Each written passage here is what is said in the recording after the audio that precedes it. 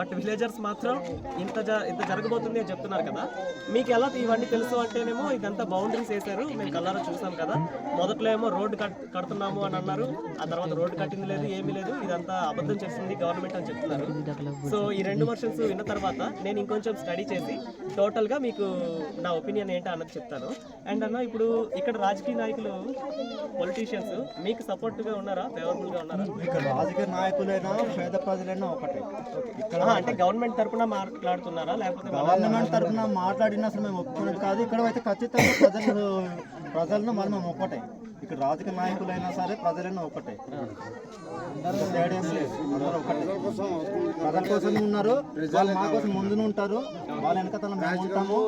కానీ ఇక్కడ మాత్రం ఎటువంటి లోపటి విషయం లేదని దిగజారి విషయం ముఖ్యంగా పిల్లలు కావచ్చు, పెద్దలు కావచ్చు, రాజకీయం మాట్లాడుకుంటే ఎవరు లేరు, రారు కూడా ఆఫీసర్లు. అది అందరూ ఒకటి మేము.